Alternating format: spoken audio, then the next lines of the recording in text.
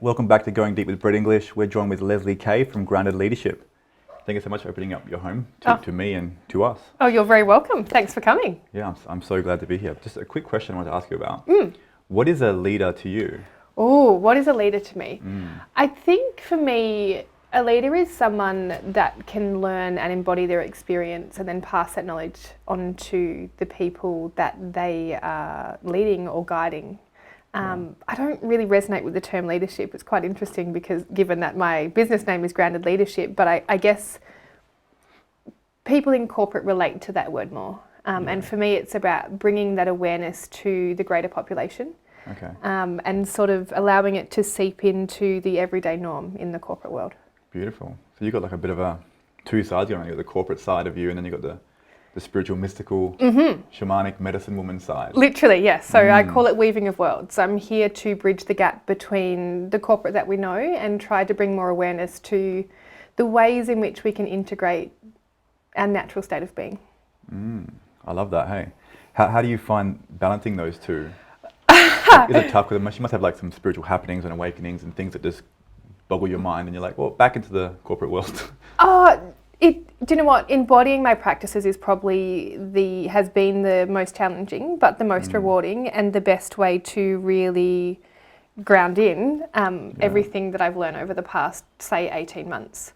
It can be challenging because corporate, there is a shift. We're starting to talk about emotional intelligence, which really is just awareness and self-awareness. And once you start to become really self-aware and you get curious about your patterns and behaviours and perhaps why you act in certain ways, then if you follow that thread and go down the rabbit hole, hopefully you end up on the other side of an awakening. Wow. Did you start off, because you're a company in recruitment, is that right? Yes. And Grounded Leadership, is it the same thing or is it two No, separate so I businesses? still have the corporate business. I won't go into that too much, but essentially it has held me through my expansion and through my awakening. Beautiful. And I'm very grateful for the lessons. It kind of brought on some really big pivotal moments in my awareness to self-discovery, and it got to a point where I couldn't ignore the signs that I was the cause of all the perceived issues in my life. Okay. So I say that you're the common denominator in all the good and all the bad in your life is you. So if you feel that there is a lot of things happening to you in victim mode that you want to understand, then the only way to resolve that is to look within. Okay, beautiful. Amazing. So in Grounded Leadership, people come to you to become leaders in whatever they're trying to do? Yeah, and it's really self-leadership. So one of our pillars is the self-responsibility code. And for me, that is about self-reflection and really digging deep to understand yourself and how you show up in the world and what motivates you and your patterns and core beliefs and the things that are really starting to mould your interactions with people around you. Yeah.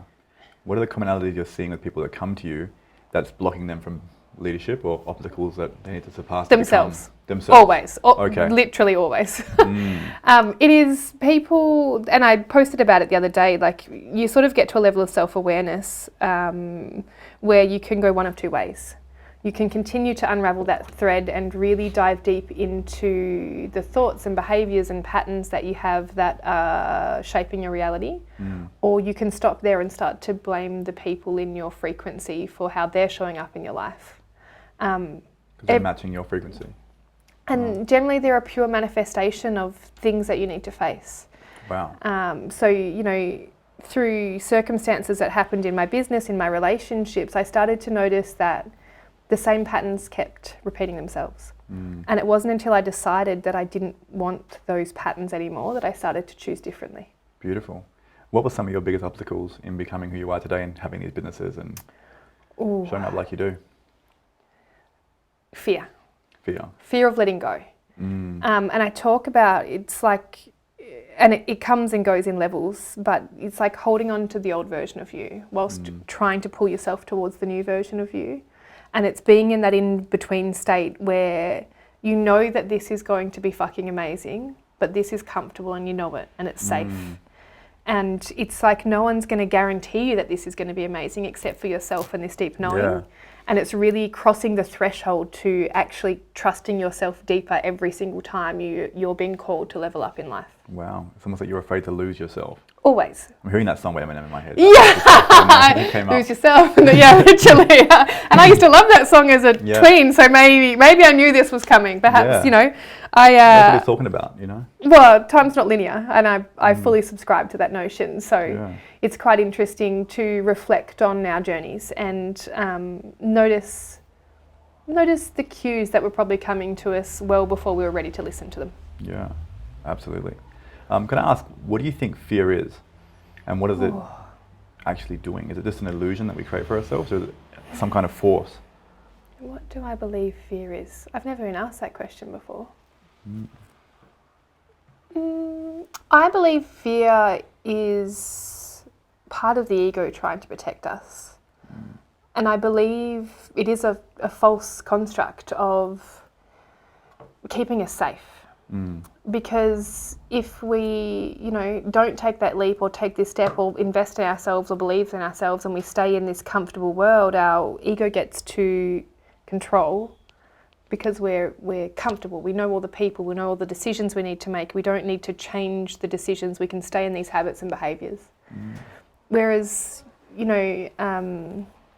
when you start to envisage your higher timeline, and whether that's through meditation or plant medicine or whatever that might be, and you sort of get a glimpse of the life that you know you can live, you can either start to take the steps to become this person, or you can allow your ego and the fear to control you and stay in this vibration because it seems that you're safe here. That's a very good explanation. Wow, yeah. I have a few questions to get through. Yeah. There's a lot here. I can't remember all of them. That's okay. But there's a lot of sides to you that I want to tap into. But at the same time, is there anything that you're sort of not willing to talk about? The only thing is letting go of Talent Co, because that's not public knowledge. Okay, fair enough. But everything else, I'm open book. Okay, beautiful. In the development of your sort of psychic faculties and gifts, yes, what were some of the things that really helped you to unlock those, to be able to hear more, see more, and get in touch with the greater world, I suppose? It's quite interesting because I would say the biggest key to unlocking, and it was probably forced open and probably not in the most responsible way, was a plant medicine journey. Now, I was given 9 grams. Oh, wow. Yep. Well. Yep. But don't forget, I manifested this myself. Okay. It's interesting because I was resistant to, and I've had plant medicine held by some beautiful people. And I'm not a doctor, and I'm not here to advise people to take plant medicine or, but for me, it has been the catalyst to advancing my awareness. One thing I will say is make sure you are patient and find a facilitator that not only has, I guess, done an apprenticeship of life, but has also done an apprenticeship of the mushroom. I would be asking them how often they sit with the fungi themselves, because for me it would be a red flag if they were taking mushrooms every weekend per se. Yeah. I've noticed a trend with plant medicines that a lot of people have swapped their bag of Coke for a bag of mushrooms and decided that they're now enlightened beings because they get on mushrooms every weekend instead of Coke. Nope, you're still addicted, just quietly. And I would say a lot more dangerous to That's good. good but warm to a lot more dangerous to open yourself up in that way constantly. Yeah. But I digress. So the catalyst to my greatest awakening, or my greatest understanding, awareness of to date, because I'm sure it's going to expand, was 9 grams of mushrooms. Now, the first part of that experience was beautiful. I feel that I travelled through time and space and changed timelines. I don't subscribe to the notion that time is linear. A lot of spiritual people would have the same opinion, especially if you've had plant medicine journeys. And whether it was that was the reality, or now my brain thinks that it is. And I've studied NLP and some of the science behind the way in which we construct thoughts and memories.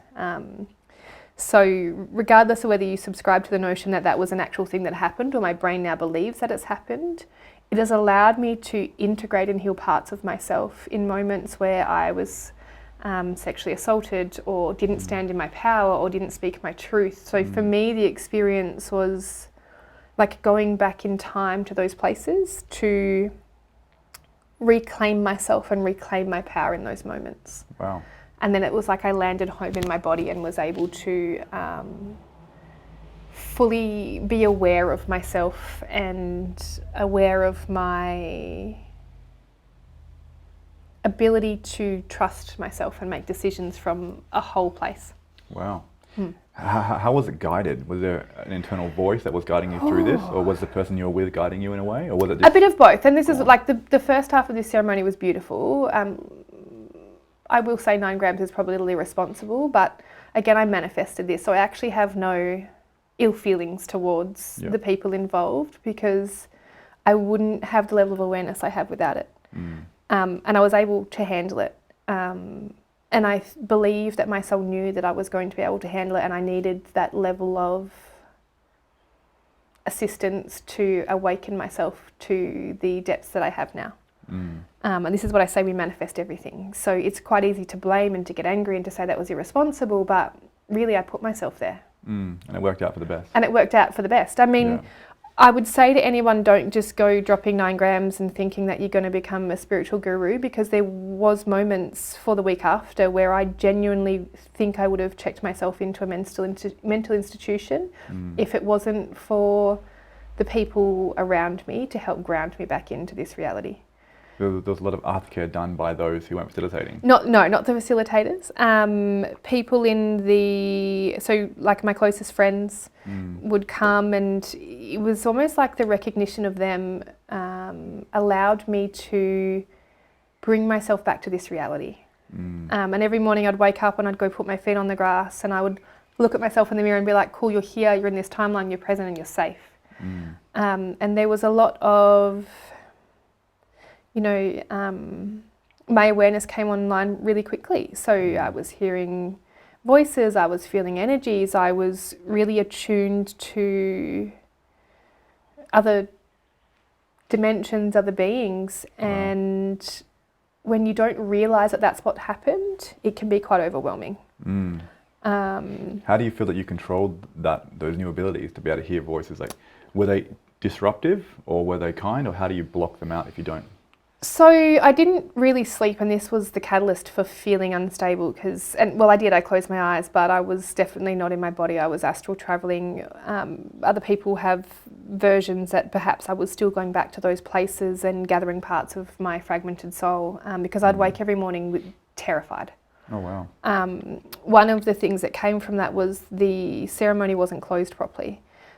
So when that was brought into my awareness, I was also advised to get some patchouli and valerian from Joel Camp, actually. He wasn't the one that facilitated it, by the way, but I asked him for advice, and he said get some patchouli and valerian and rub it on the soles of your feet, and then intuitively close the ceremony. And that's exactly what I did. Wow. Channeled light language and intuitively closed it and brought my soul back, and then I was able to sleep that night. Wow. So it's almost like your body upgraded in a way, and your different parts of you were all over the place, and you're doing work retrieving it in your sleep, and you couldn't sleep. Yeah, and I couldn't sleep, but then, and it's quite interesting because, bringing all that experience back online, so I actually describe it as like having jet lag. So it's like my spiritual body went from here to here, and this physical carbon body went, what the hell are you doing? I'm not ready for this, and I don't know how to integrate and respond to the level of awareness you've just brought to me. Which is why it's really important to look at all aspects of our physical self. We can't just blast open our spiritual awareness, then not bring on board our logical mind with education. True, yeah. And the most important for me has been bring online your body. So somatic experiencing has been the key to really integrating all of my experiences, because it's allowed my nervous system and my body to contain the expansion of my mind and my soul. Okay. What kind of experiences were you doing, or what somatic experiences were you doing to keep up or get your body upgraded to keep up with that? And it wasn't, I guess, I didn't go in with the intent to, I guess, upgrade my awareness. For me, I've had a lot of trauma, sexual assault. My parents were drug addicts and alcoholics. My whole family, in fact, was in that realm of what I believe, actually. They had a lot of awareness and didn't know how to control it or deal with it back in They were those quite times. gifted spiritually. Yeah, and, you know, I used to think my mum had a mental illness, but the more I travelled down the route of self-discovery in this spiritual space, I believe she actually had an awakening and didn't know how to control it, so self-medicated. It's probably similar to how I felt the week after doing mushrooms to that extent. So, yeah, I was doing somatic experiencing actually to be able to hold the frequency of love in my nervous system. Because one of the things with trauma is we have a window of tolerance. And I'm just learning breathwork and window of tolerance now, and I'm not an expert yet, but it was my ability to hold any form of emotion was small. Because I never actually allowed myself to feel. So when I first started to heal myself and become spiritually aware, in the first couple of weeks it actually became very overwhelming because I was feeling for the first time. Wow. And I was almost unable to hold all of that emotion in my body because I'd never allowed myself to feel it ever.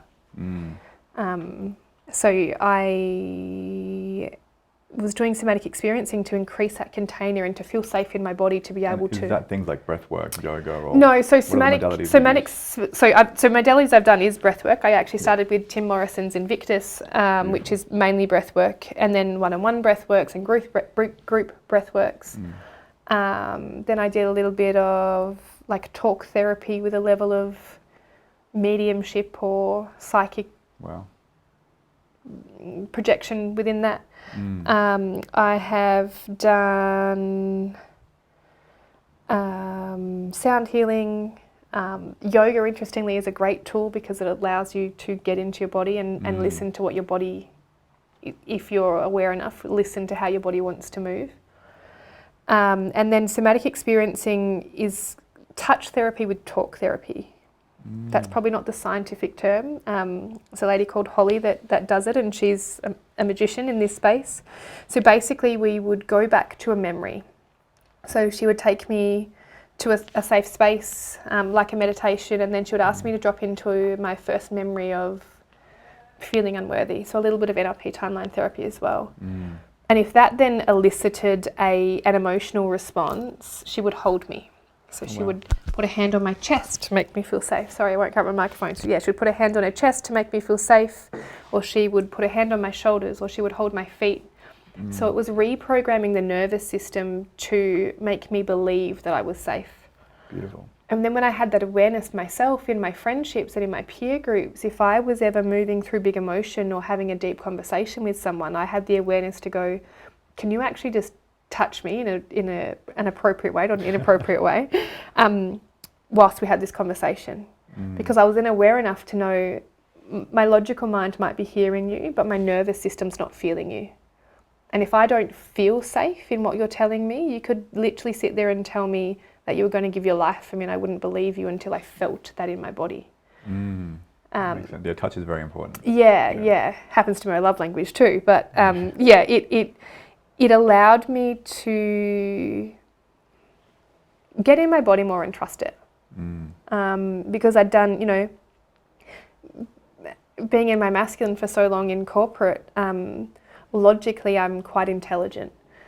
Spiritually I was coming online really quickly. And my body was going, what the fuck are you doing? Can we slow down? So for me, it just helped me integrate all that experience and really start to feel the safety in my body. What was that timeline between finishing the ceremony, 9 grams, and actually feeling safe again and being able to use those gifts intuitively without sort of being like, whoa? Yeah. Yesterday? No. No, it's a journey, and this was only 8 weeks ago, so still very new. 8 weeks, okay. I've had a lot of, so for me, if I don't understand something, I seek to understand. And it's interesting because I don't ask questions to question people. I ask questions to understand. So I get really curious about things. And it's probably one of my greatest strengths because I'll go down the rabbit hole enough to understand, but I don't get lost in one thread. Truth seeker almost. I relate to that. I need to understand, otherwise I keep prying until I understand. Because then it saves the memory and I sort of upgrade. Yeah, and so I'll get to a point I'm like, cool, I know enough about that now. I don't need to keep going. Unless it's like, for me, I will start to journey next year with learning how to facilitate plant medicines. And they've called me for a very long time. So at least I have an embodied experience now about what it means to give someone 9 grams. Yeah, well, 100%. Yeah, you have to learn through experience. And sometimes like the path of a healer is, something happens to you, and then you're going to find out in the future, people will come to you with that very same thing, and you're going to help all these people. Oh, yeah. And you're like the first one to sort of go to that door on your own, or integrating on your own, and now you've got all this knowledge and experience that you've understood. And I've had people, even without plant medicine, and some people get activated through sound healing. Some people are really sensitive and they don't need the assistance of plant medicine. I happen to have, but some people get really disassociated with their bodies because they've had a level of awareness come online and they're not sure how to ground it in. And now I get to take everything I learnt from my big experience and help people through their journeys in a more subtle way. Beautiful. Yeah. So when you're stepping into becoming a facilitator, what were the plants that were calling you the most to work with? It's interesting because I had a healing once, and if you prescribe to these notions, past life experiences and I guess my gifts that were coming through to him in that moment, he said, my greatest ability is to work with the earth, and that I can actually work deeply with Gaia, Pachamama. And I was having this reflection just yesterday that with a girlfriend of mine, and we were talking. She's like, well, maybe that's why plant medicines call to you so deeply, because it comes from the earth. For me, I've only tried in depth mushrooms. I've dabbled with blue lotus. Profound experience. Profound. Okay. What was? How did you do that? Was it the tea? No, I smoked it. Oh! I didn't know we could smoke blue lotus. Yeah, you can't. Guys, don't take my advice. Hey, I'm gonna try it. But. Yeah. It was profound. It a similar. So every time I've been on mushrooms, and whether it was 1.5 grams or 5 grams or 9 grams, I get to this place I call the in-between. And it's kind of in the area where you can start to play with the perception of timelines and really call in visions of your highest timeline and really anchor into that version of yourself. And I found it quite interesting that Blue Lotus took me to the same place. That highest timeline? And really sort of started to drop in knowledge and wisdom of how I get from the version of me that walked into that ceremony to the version of me that was going to leave that ceremony to the version of me that was going to do all of the big things. Wow. So like you're sort of making a path now where you're jumping timeline to the highest one, bit by bit. Or are you there now? It's quite interesting. I've reflected on this a lot. I was at an alchemy retreat with Tim and Sammy 6 months ago, and that's when I was first given the concept of erasing timelines. Erasing? Is that scary though, just like wiping that off completely? No, not at all. Oh, okay. Because the intent of erasing timelines is to get to your highest possible timeline with ease and grace, I guess. To do it in the feminine way. Probably if I stepped back into my masculine, I'd probably knock down a few doors and go to battle, but that's old story. But yeah, it was more the concept that once you have awareness that the ability to shift timelines and call in higher timelines is there, if you really concentrate and you really listen and you really trust yourself enough to take you to that timeline, that it's possible to change your future. Wow. Because we can do it in the hard way or we can do it the easy way. If you erase that timeline, are you erasing the memory of it as well?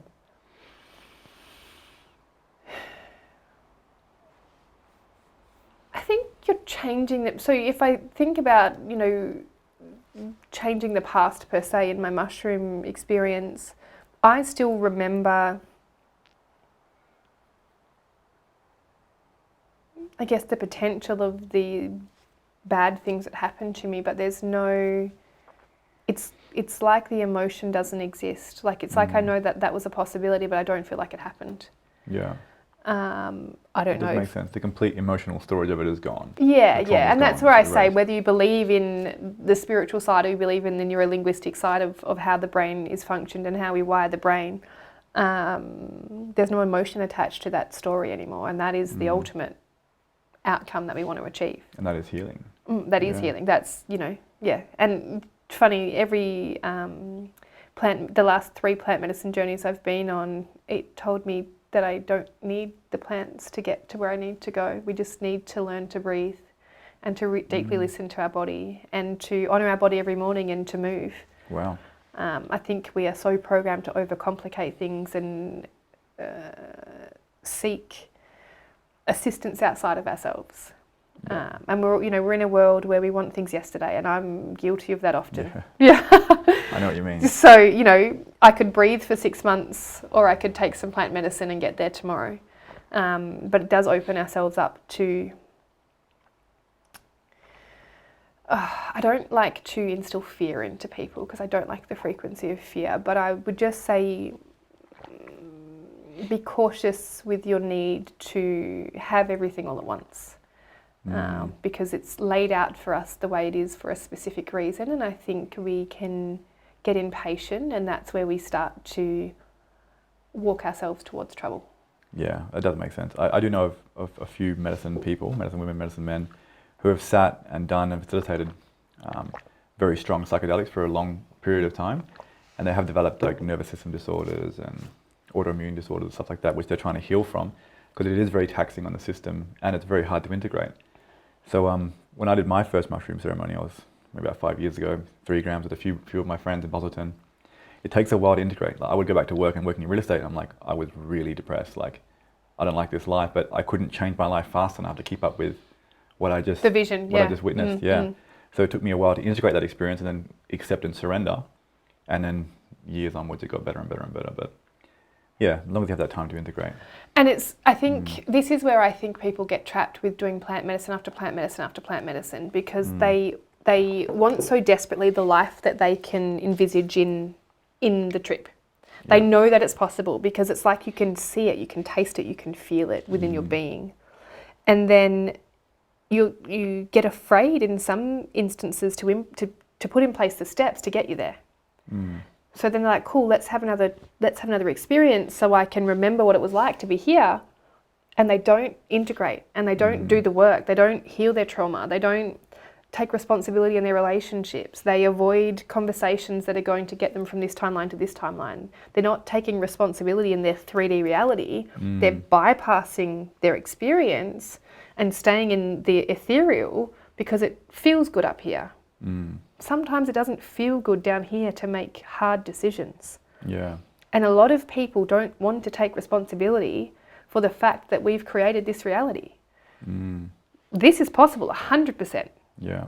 Our highest possible timeline, everyone can achieve it. I'm still on the journey to getting there, but I believe in every fibre of my being that it's possible. Now, I could continue to take plant medicines to remind me that that's possible, or I could start having the conversations and putting in place the things and seeking out the mentors and the coaches and the people that are going to help me actually ground it into this 3D reality. True. Because a lot of people want to bypass the lives that we're living to take a magic pill, like the Matrix, red or blue, to get them to this timeline. You have to ground it in, you have to integrate it, you have to embody it, and you have to start taking responsibility for the life you've created. Because even if you weren't on your highest timeline until this point, you're still the one that created it. That's true. And you can't take your old self with you. No. You have to let go of that, which is all the traumas and the beliefs and stuff like that. Yeah. When it comes to you connecting to your spirit guides, did they come through in this trip originally, or have they come through in the time that's passed?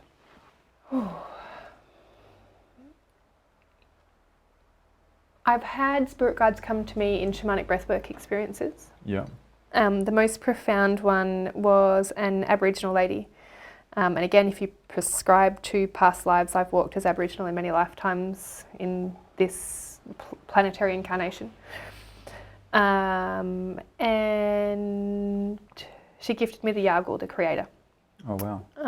Which is a tattoo that I actually have on my hip. I won't show you, we'll keep it PG.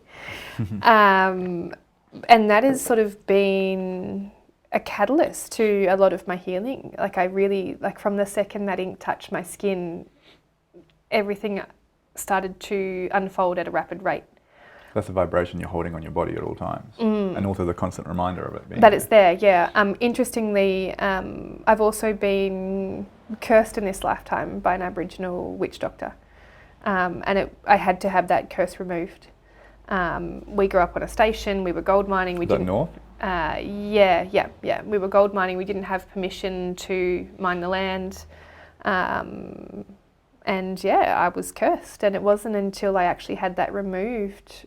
Again, it's so interesting. Once you have awareness of these things, and whether again it's psychological because you believe that it's happened, or I like to think that there's magic and magic's real. Magic is real. Magic is real.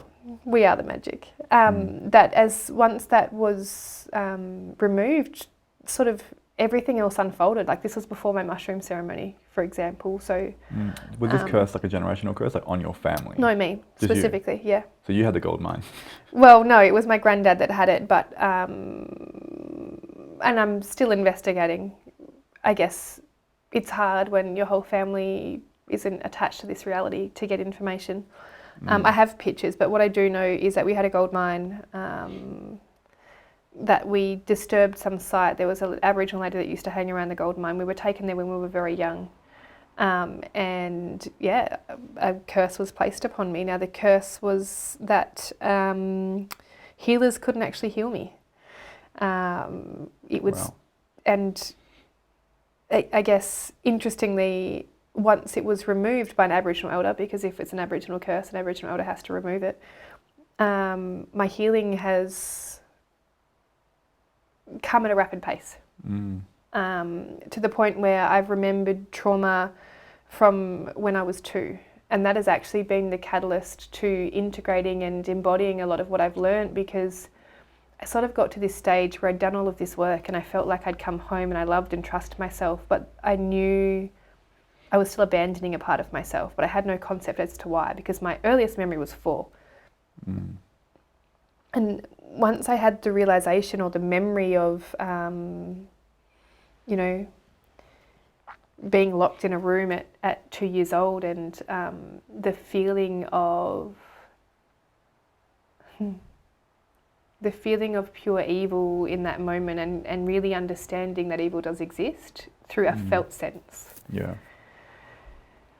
And then allowing myself to, and I had a great facilitator. This was also Holly. I can send you your details if you want to. But she literally had to get on the bed at that moment and bring me back from that memory, because it was so intense, and the pain that I felt was catastrophic almost.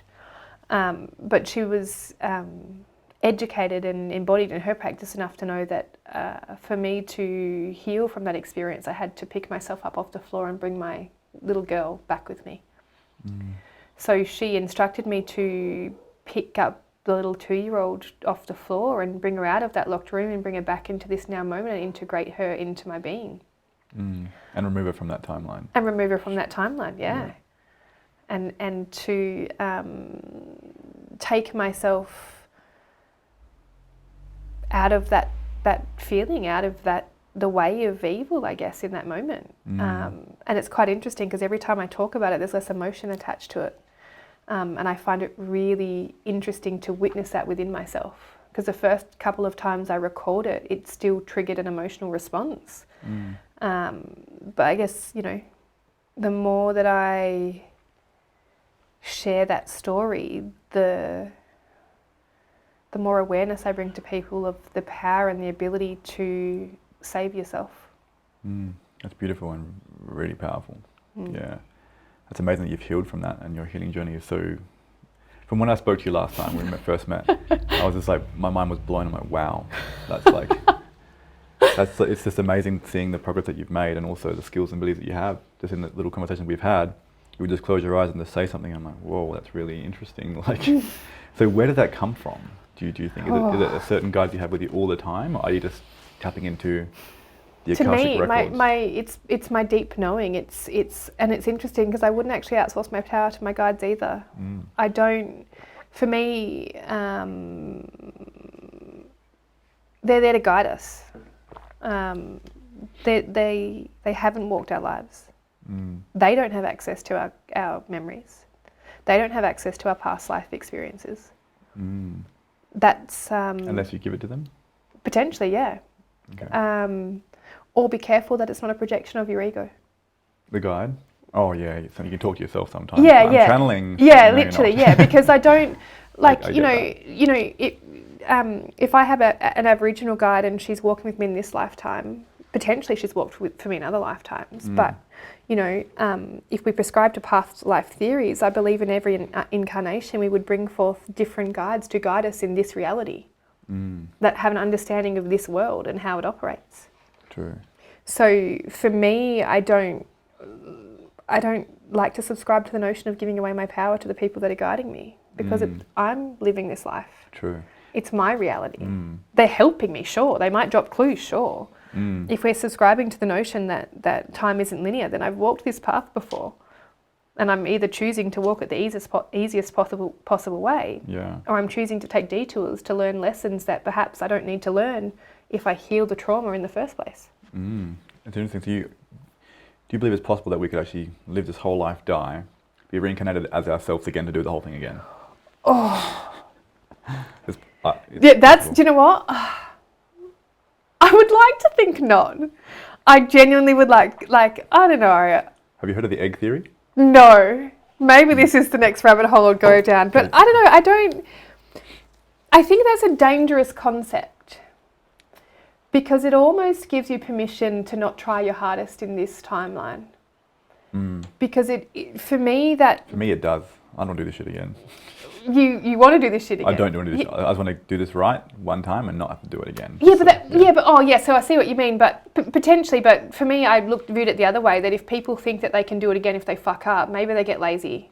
Oh, true. Yeah, maybe they're like, do you know what? I actually want to sit around and smoke pot because this is fun and I'm not going to... next life, I'll sort that out. Yeah, right? So... Just let me chill, God. Yeah, literally. So that, to me, that concept is dangerous because... depending on how you're wired, and we might not be wired that way because fucked if I'm doing this again. I do it once and I do it right. I allow myself to make mistakes. Yes. I am living a human experience, but I don't want to incarnate in this timeline again. I want to delete it.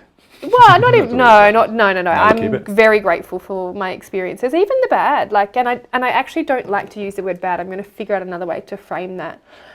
Just the lessons, because without those lessons, I wouldn't have brought myself to this now moment. Yeah. And I'm parts of the last 12 months have been completely fucked.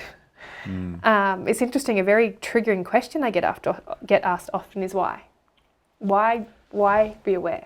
Why bring yourself to this moment? Why take responsibility for your life? Yeah. Why be aware? Just have a beer, chill out. Yeah. Literally. I just, without going into too much detail, things that are happening in my life right now, a lot of people would get lost in, and a lot of people wouldn't be able to process, I guess, or they would get caught in the drama or the victim or the unfairness of it, outsourcing their power to things outside of themselves. When you get to this state of pure trust that you are held, literally no matter what happens, it almost becomes a joke. And it's not that I don't take my life seriously. I just think, well, fuck, that's interesting. How am I going to navigate this by standing in my truth and with love? With a sense of humour? With a sense, you have to have a sense of humour, and you have to be able to cultivate joy. You have to be able to allow yourself permission to be happy at the small things. And don't get me wrong, I have a fantastic life through my lens. And an exciting life because I'm in the middle of a transition. I'm in the middle of being completely tied up in corporate to giving myself the freedom to be the full expression of who I came here to be. And that can be fucking hard sometimes. And old programming gets in the way a lot.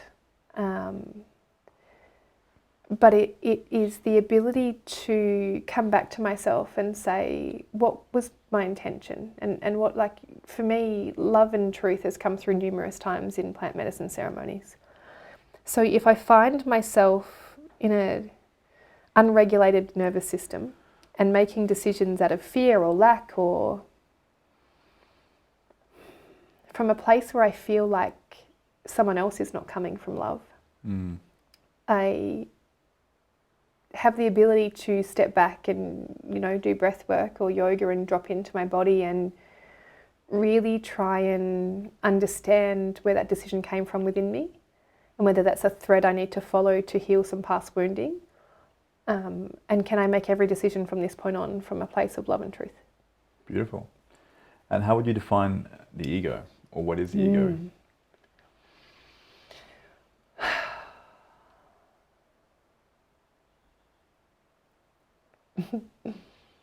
My ego has been my biggest saviour.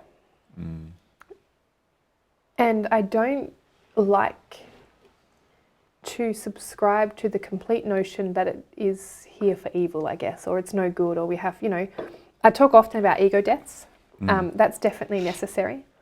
It's quite interesting, all the things that are happening in my life right now, whether it's issues in friendships, relationships, in business, and not issues, lessons, is a form of ego death for me. And this has been catalyst to really step out of victim mentality and into life is happening through me. To understand that to reach my highest potential, parts of myself had to die, including the parts of my ego that wanted to control. Including parts of my ego that really wanted to be seen as a corporate business owner and couldn't allow myself to be seen as a medicine woman. Including not being chosen in friendships in the way that I wanted to be chosen. Because if I had have been chosen, my ego would have said, see, I told you. There's a lot more in depth to those, but parts of it were really just reframing my ego to work with me, not against me. Because the ego is us, right? It is. And we're not separate from it. We can never be. We also need it sometimes to get us through fear. So I don't think it's a case, you know, I talk about, let your ego die a little today. And I'll have 1,000 more ego deaths, I'm sure of it, especially as my medicine woman abilities come online more, because we are so attuned to pedestal people. We are so attuned to need to seek validation. And whilst you move through those layers, and right now I can sit here and say I don't want to be pedestaled and I don't need validation from anyone else. But it feels nice. It does. But I'm sure as well, as we evolve through layers, there's different layers of that need. True. Or that conditioning. So whilst I may have dealt with it on this level of evolution, I'm under no disillusion that it will have layers that I'll need to face within myself in other moments. That's true. I remember who it was, a poet that said, neither applause or praise, and what the other one, when people talk down to you, or condemnation or applause, handle them the same. Because otherwise it's just your ego interacting with what you think you need it to be or to adapt to. I see this with when I was doing stand-up comedy. I'd often adapt my comedy to make the crowd be more appealing, and I'd lose the essence of what I was doing, but I just realized, I'm just people-pleasing the entire audience. And it would just take me to a different road, and I see other comedians doing the same thing. But then you've got people who just keep their original material, and it's more uniquely theirs. That's the way I look at it, because I've experienced it. But I can see the feeling of that validation really motivates people to keep going. It's like how this system, almost like marketing in a way, will keep feeding the people what they want, so they can keep getting bigger and bigger and bigger, but it's actually perpetuating all the problems as well, but it's profitable. You also, and it's interesting as I'm stepping into this space, you kind of need to give like market to people or give people what they think they need, but show up with what they really need. It's like you have to not trick, I don't like that word. We have to groom the masses. and not groom the masses, but especially like playing in the field of corporate, you need to get past their nose that their egos are putting in place. Yeah. So we have to sell them what they think they want, but give them what they need. I think it was like Henry Ford and also Steve Jobs. It's like, don't ask them what they want, tell them what they need. Yeah. And he's like, if Henry Ford was like, if I asked people what they wanted, they would say faster horses and bigger carriages. So he just made the car, and it was hard at first, but then it took off, and that's the way it's meant to be. That the visionaries have to give them what they actually need, not ask what they want. And as well, like, everyone has the answer within them too. So having that intuition to be able to listen for the words between words and really understand what people are actually saying to you versus what is coming out of their mouths is a superpower. Because we are so conditioned to not know what we want, and when we're working with people that are perhaps on the beginning of their journey and don't know what their sacred yes or sacred no is, they'll just go along with whatever you say. So it's sort of giving them back that power, but using your superpower to guide them to where they're going to come up with the right answers. That's true. I learned this with sales as well. Almost like appealing to what they understand, like using the words they use, their language. People have certain buzzwords they use. And when you use those words, they can understand you better. Almost like, I see what you're saying, and things like that. They're more visual. But I want to ask you about the Lord's Prayer. How do you use it, and what do you think it really is? It's quite interesting because this has dropped into my sphere, my awareness, my world, often lately. And I have memories of any time I was afraid when I was younger, and I was born in an atheist family. I was raised by my grandparents because my parents couldn't raise me, and they were from Christian backgrounds, but raised atheist. Okay. But I would find myself in moments of, if I was afraid of something that was happening or afraid of the dark. Now I reflect on that probably because of the things that were happening in the dark. But if I was afraid of the dark in any moment, I would find myself reciting the Lord's Prayer. And no one ever brought that to me. It was just something that made me feel comfort to know that there was something protecting me outside of myself. That, even though I was little and seemed defenseless at the time, that I could call upon something higher than me to guide me and to hold me in that moment of fear. For me, I use parts of the Lord Prayer in my daily meditation. I use it in moments where I feel bad energy or negative energy. And I sort of use it to incant protection. For me, the biggest thing is declaring my sovereignty. What does that mean, declaring your sovereignty? I'm a sovereign being.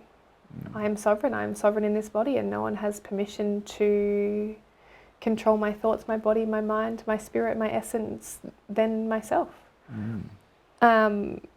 And I think we're also greatly conditioned to overcomplicate things.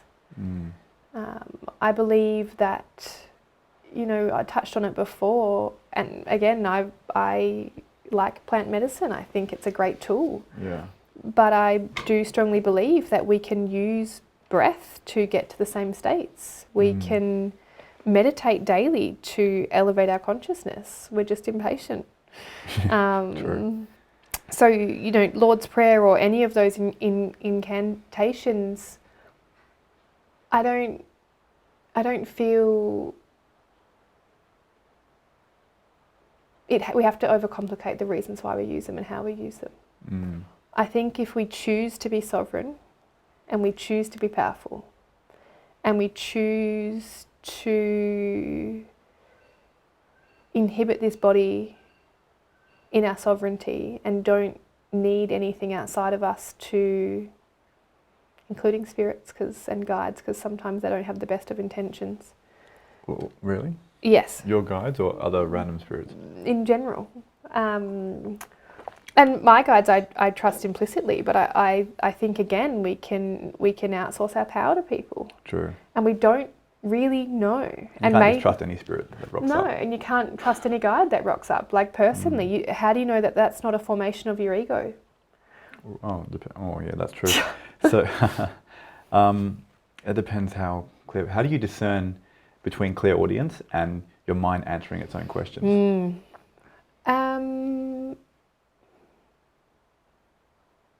Because it comes from my body, not from my mind. Oh, really? Clairaudience does? Where does it come from specifically? Is it the point of your body, like your big toe? Or? Yeah, my big toe. My right boob. No. Yes? Yeah, no, it is that. So for me, and sometimes you'll see it in conversation, I will stop, I'll close my eyes and I'll tap my heart. So it comes from the heart. Yeah, it's the ability to bring my awareness back to my heart space, and really calm my thoughts and get into my breath and listen to how my responses feel in my body. Because if it feels forced or if it doesn't feel like it flows, then I'm probably in my ego. Well, so using your entire being for that clairaudience. That's cool. The first person ever said it to me, so I'm glad I'm going to start using that. I've always been trying to discern that voice. You know, sometimes it's very crystal clear. I'm like, oh, that wasn't me. Other times it's like, oh God, am I talking to myself? Like, it's just, yeah. But even so, I've Echo had experiences where my body's frozen or moved in a certain way, and I have literally gone, that wasn't a thought that made me move that way. That was my body telling me no, or my body telling me to listen, or my body. It has been a clear directive from my body to pay attention to what my body wants, because your mind answers to your heart. Yeah. Beautiful. Yeah. I often feel like the Lord's Prayer connects me to the universal Godhead and opens up that channel. It starts to open really and connect me. Sometimes I can feel it in meditation or even in dreams, like where I'm just sort of feeling a bit uneasy. I start reciting it and I just feel like something. And it's quite interesting because if you take too much plant medicine, which I clearly have, unaware, and you can get to that state where you start to feel a bit anxious, or you know, when you start to bring yourself home, you can get in this state of unease sometimes. Especially for me, like I sit here pretending, or speaking like I'm so adverse in plant medicines. I've only done it a handful of times, and before that I wouldn't touch psychedelics because I wanted to have this perception of control in my life. But at any moment where I have felt unease in a journey, I've come back to my breath and encountered the Lord's Prayer, and it's really brought my awareness back into the journey of going to my highest possible timeline. So it settles in my body as safety. What do you think evil is, and where does it stem from? Oh. Don't think about it too hard. No, I won't. I literally was like, I'm going to get in my body for this, because as you said that, I felt evil rather than consciously had a thought about it. Sometimes it's better not to know, but I've always wanted to know, like, what are the sort of origins, if that makes sense? Like. And again, logically, I don't believe I have the answers. There's people that prescribe to the idea of lizard people and aliens and that sort of theory of how we incarnated on this planet. Yeah. People say Lucifer and demons, but I always thought, is it just a distortion of free will that's gone too far? Or? Well, and what I was going to say is, I do believe that we create our own heaven and we create our own hell. And if you feel like you're living your own version of hell on earth, you probably are, because you're manifesting that into your life. And people don't like to take responsibility for the life they have created. And you might say, I was born into poverty, my parents are drug addicts. I was born, I'm very grateful that my grandparents were there, and some people don't have that support, but they didn't protect me per se. In fact, a lot of my abuse happened under their care. But you can choose to be a victim of your circumstances, or you can choose to let it guide you to greatness. And how it guides you to greatness is by getting so curious about how to heal yourself from those memories and heal yourself from that trauma, that you then start to clear the lens of how you view the world, and it's through that lens that you can start to channel Beautiful. greatness or spirituality or messages or... Yeah, it's almost like Socrates says there, every adversity has a seed of equal or greater benefit. And that's obviously 100% true. I'm going to do a quick scan of these questions, which I will edit this out. Yeah, go. Now, do you have any stories or dreams or happenings that you've happened experiencing spirit besides this mushroom trip that's really been like, wow, like how did I do that? What is that? That sort of shaped you even more, that you did sort of on your own terms? Not on my own or just terms. Spontaneous? I've been psychically attacked. Why do you think that would happen? Is that from someone on earth or someone in spirit, or just wrong place, wrong time?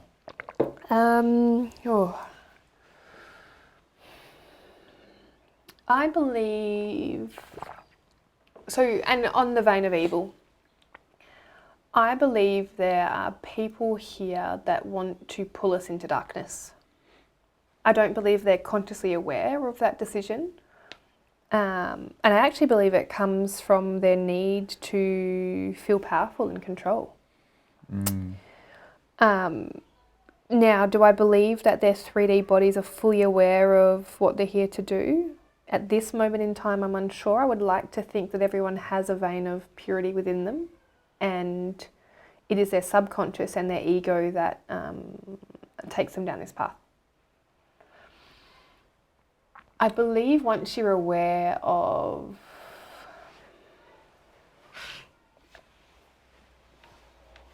the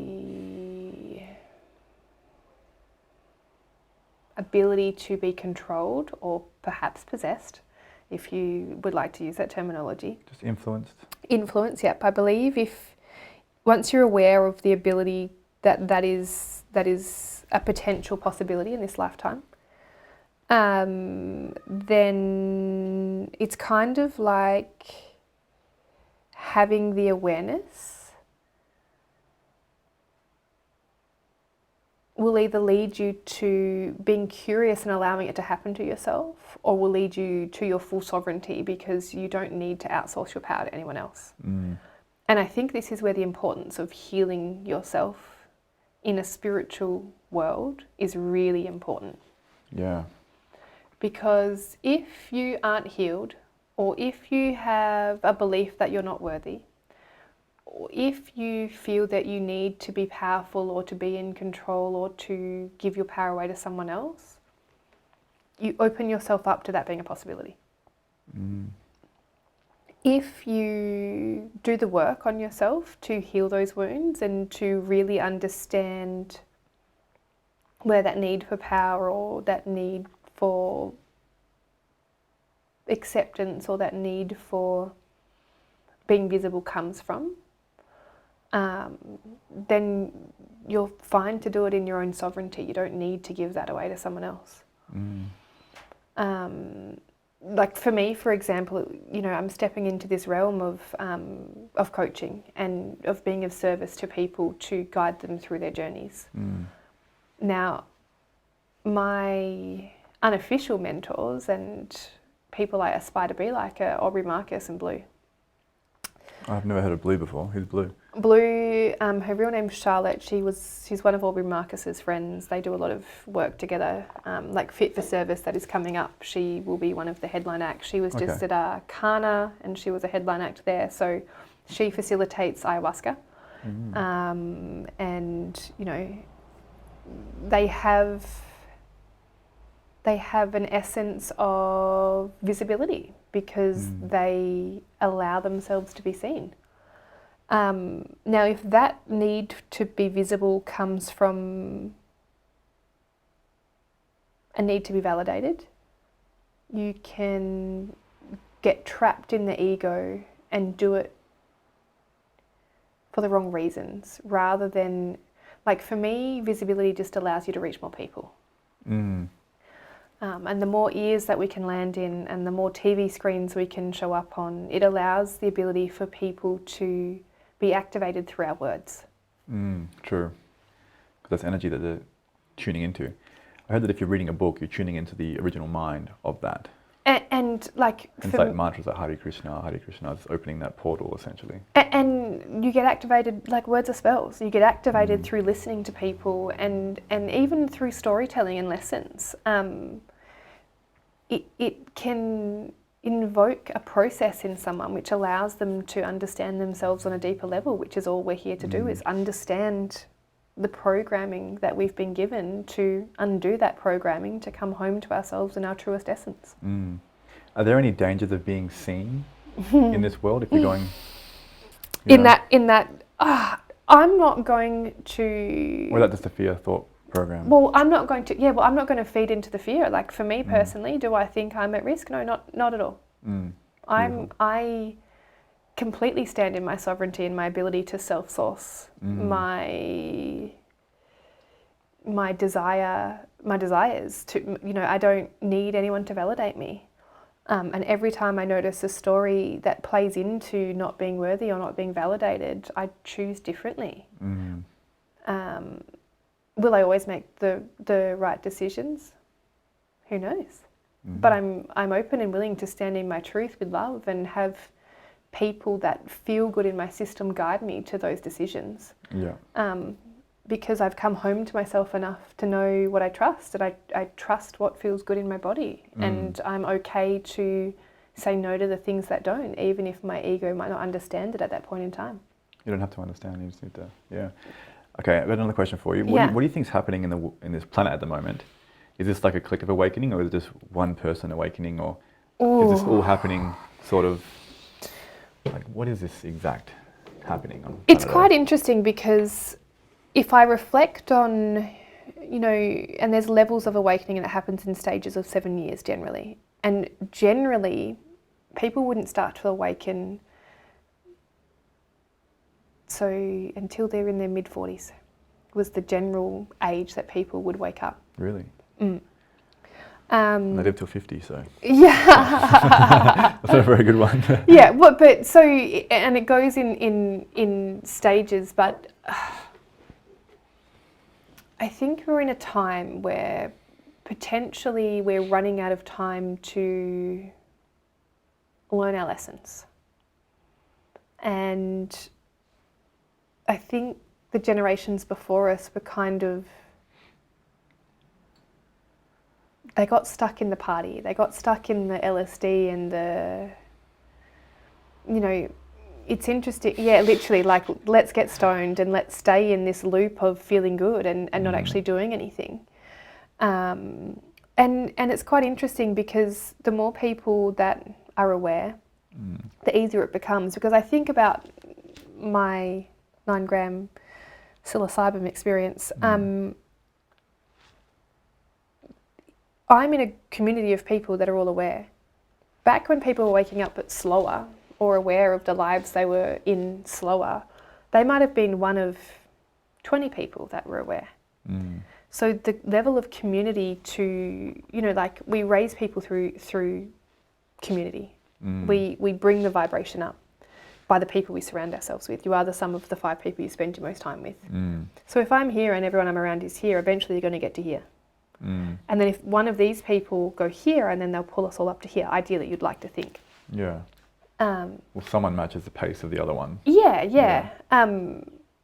If they are, for me, I share every resource, I share every person that's healed me. Like, I would love to share with everyone all the ways in which to do the work to bring online more awareness, but a lot of people don't want to, firstly, because it's scary. Like, don't get me wrong, it is fucking hard to heal. Especially if you have shit that, I'm a mother and all of my trauma happened when I was a child. The heartbreak that I felt realising the extent of that trauma consumed me for a while. because I just couldn't fathom that someone would do that to a child now that I have my own being to guide in this lifetime. Yeah. So does the trauma come up more intensely when you have your own children? I believe. It's interesting because Lincoln turned 4, so my son is 4. And a lot of my trauma and my memory was around 4 years old. And my awareness and my healing from that and bringing that into my frequency has really come online.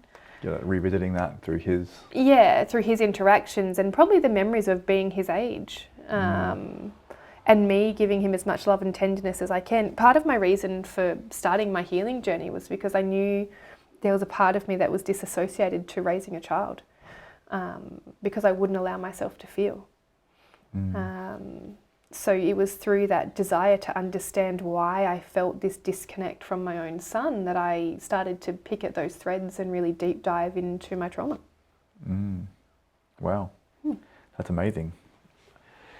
When you numb yourself off and you're not feeling anything, what would you recommend people to do to start feeling again in a safe environment? Like, what are some little things people can do to really just open back up again? So to give you some context, I didn't allow myself to feel, so I'm 35, my current recollection of my first level of trauma was 2. So 33 years of not feeling anything. And I would express, so something would happen and I would cry, but it would literally be like, cry done. I would, I was earning $500,000 a year at working for Hayes. Nice. It was nice. I spent it all though, because I had no concept of, money's a frequency of love. And I didn't have the capacity to hold love. Money's the frequency of love? Yeah, money's a frequency of love. Self-love or just love in general?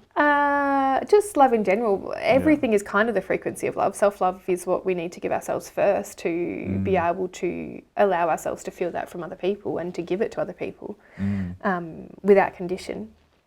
But money is a frequency of love. So I noticed that I could make all of this money but never hold on to it because I didn't think I was worthy of really having love. What do you spend it on? Holidays. Holidays, that's fun. Designer clothes. Everyone. I've always been really generous, and I'm grateful for that trait. Like for me, what's the point? Like I would take my friends on holiday, I would take my family on holiday, I would...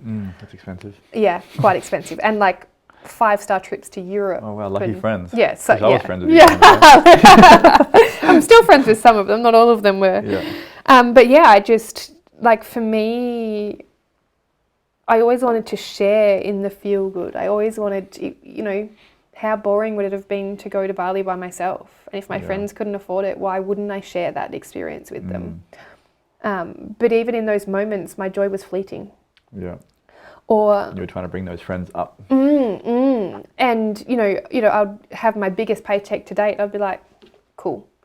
And what it actually was there was a little voice inside my head that would say, so I should probably have a trigger warning on this whole podcast, but you can do that with a trigger warning. Yeah, great. So I would get my biggest paycheck to date, and it might have been $50K after tax. A little bonus.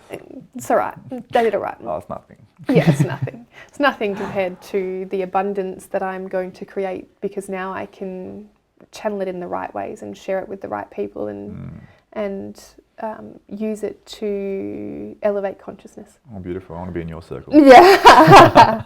Well, I talk about boring beliefs. So right now I am binging Aubrey Marcus and Blue, and I'm putting myself in their frequency. I'm listening to their podcasts. I'm watching them on YouTube. I am attuning my being to their frequency, because that is the life that I want, and that is the frequency of abundance that I want to call in. And if I can't manifest it myself right now, then I can bring it to myself through my vision, through my ears, and through the frequency of those people. Like, we're in an age where we don't need to be with people in the flesh. We can call in that frequency by binging their podcasts. Yeah. Anyway, I digress. So, I would get a paycheck of $50,000 and I would go, well, because you were sexually assaulted and because it was your family that sexual assault came from, you're not worthy of having this abundance. You're not worthy of feeling good, because how dare you? Like, you're evil, you're disgusting, you're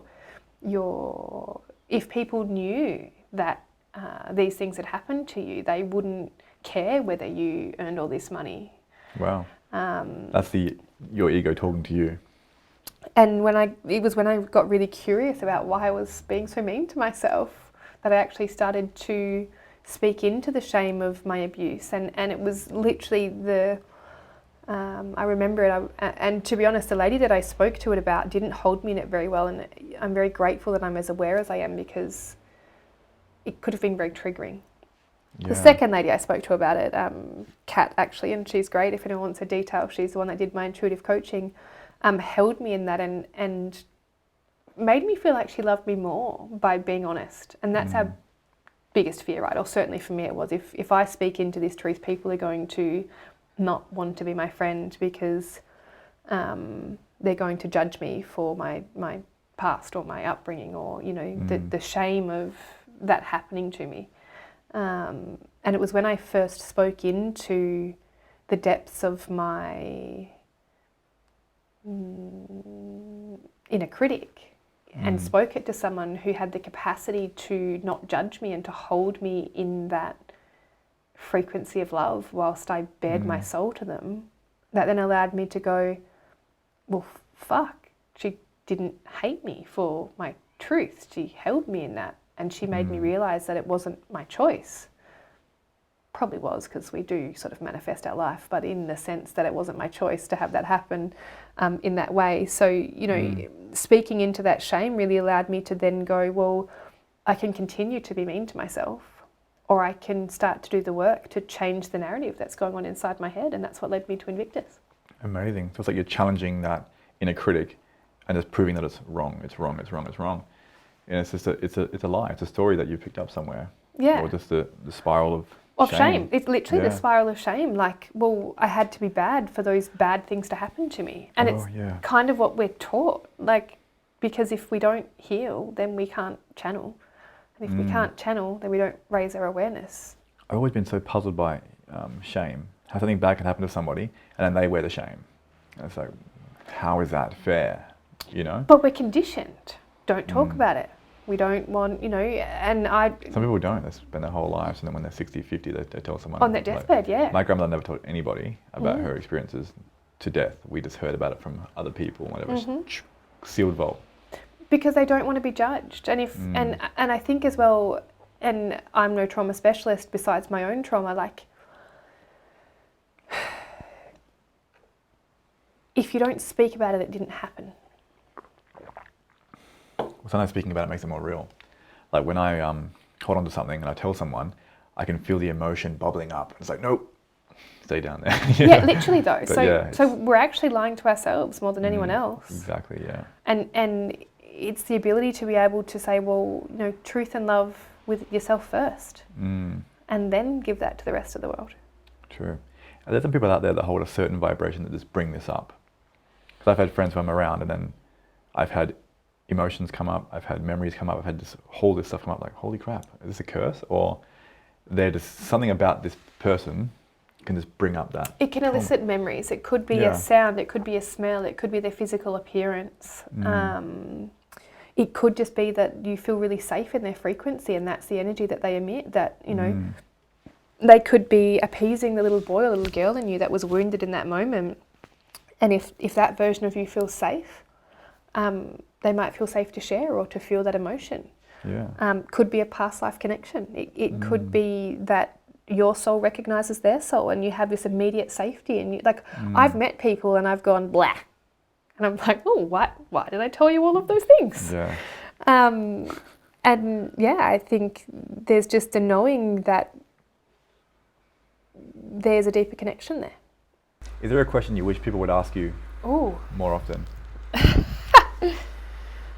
No, actually. Genuinely, because that is then trying to control the narrative. True. And I feel like that is trying to control the way in which people perceive me.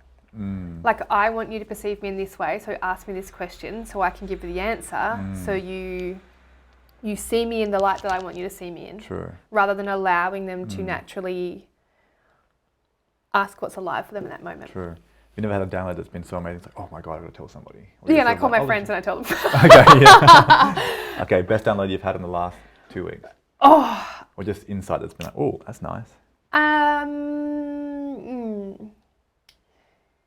We are taught to fear those who help us the most. We're taught to fear those who help us the most.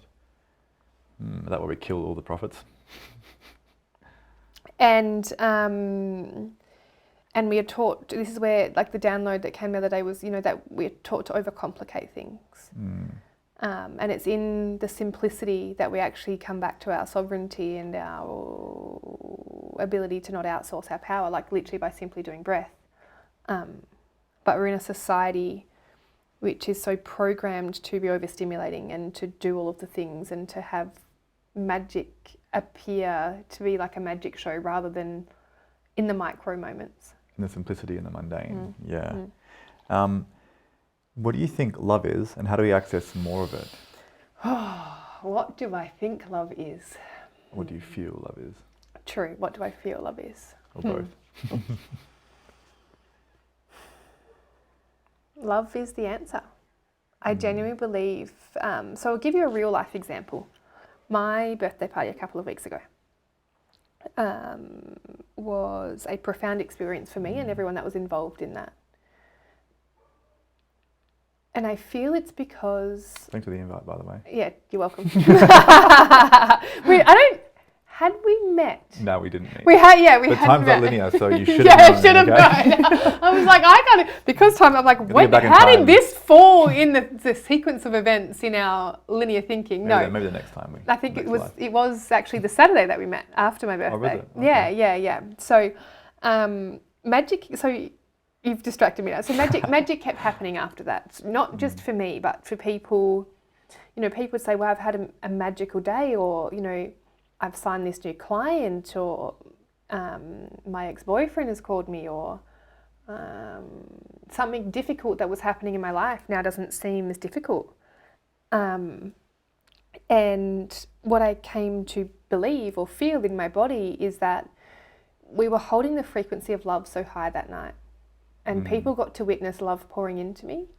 And Jamie, whose birthday it was the same night as well, and people got to witness that frequency of love and to be in the frequency of us receiving that love.